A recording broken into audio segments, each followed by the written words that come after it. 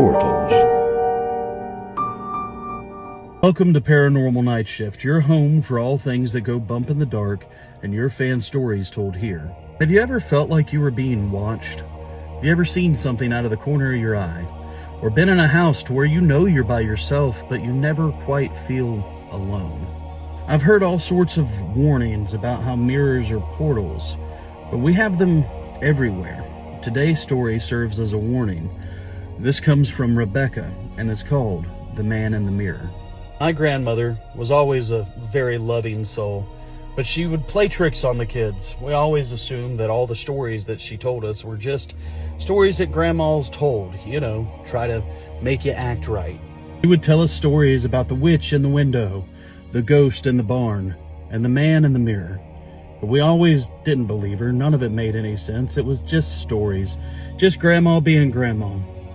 Until she got elderly, it was very hard for us to understand what she was talking about. She had Alzheimer's. My mom took care of her a lot, but she would talk about the man far more than she would anybody else. As her Alzheimer's and dementia got worse, she would start to smash things in the house. Anything that had a reflection. Mom came in one day and all the mirrors in the house were completely smashed.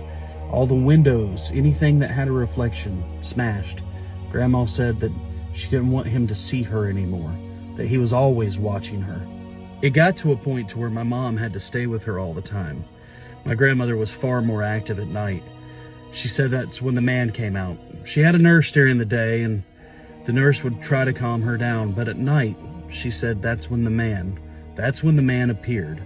So my mom ended up having to stay at my grandmother's house to help her out. One night, my mom was sleeping on the couch and my grandmother came downstairs yelling and hollering, "You forgot to cover the mirrors. You forgot to cover the mirrors. He's in the house now.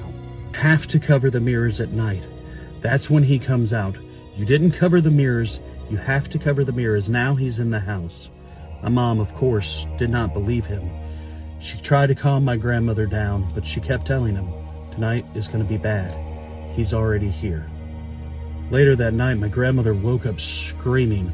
My mom rushed upstairs and my grandmother said, "He's in the house." She felt him in the house. He was sitting on her bed. Now he was choking her.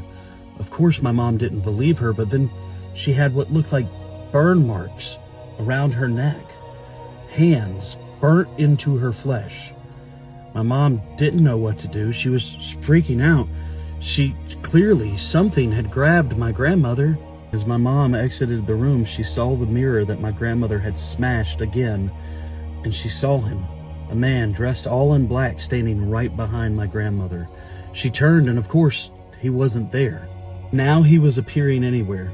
Everywhere that had a reflection, my mom would see the man in all black standing behind my grandmother. He was in the bathroom. He was in the windows. He surrounded the house. Mom grabbed my grandmother's hand, trying to exit the house, trying to leave the house. They had to get out of here. My mother and grandmother saw this man everywhere. As she went to the front door, she saw her reflection in the mirror of the front door. And of course, it grabbed her.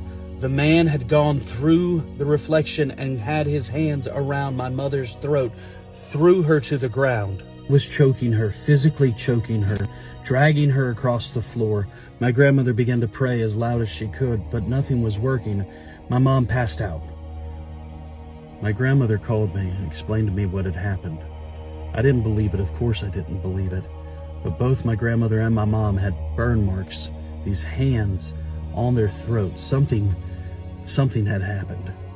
How do you chalk this up? How do you explain this to anybody? Nobody believes you in these situations. All we knew was that grandma had to get out of the house. We had no other option. We put her in a palliative care facility and she stayed there. My grandmother lived for another couple years in this assisted living facility. She was adamant, no mirrors, no windows. She just didn't want to see the reflection because that's where the man was. It didn't make sense to anybody, but it was our normal. We had to cover anything that was around, especially after night, because that's when the man came. We tried to do whatever research we could, tried to do whatever prayers we could, sage the house, but none of us just went into Grandma's house. It was just, maybe that's where the man was, because nothing happened for quite some time. She got a new nurse, and somehow, some way, a window didn't get covered. My grandmother didn't make it through the night. I can't imagine what horrors happened to her that night.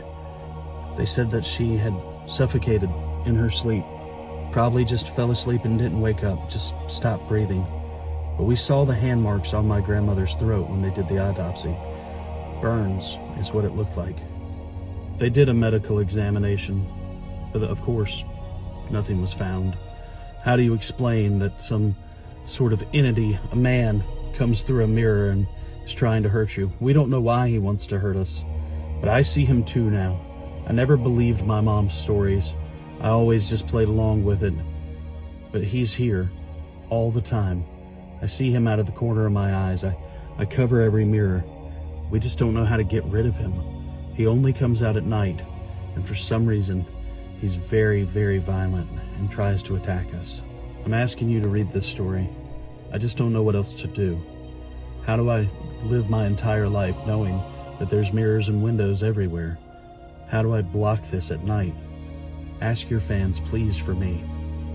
What do I do next?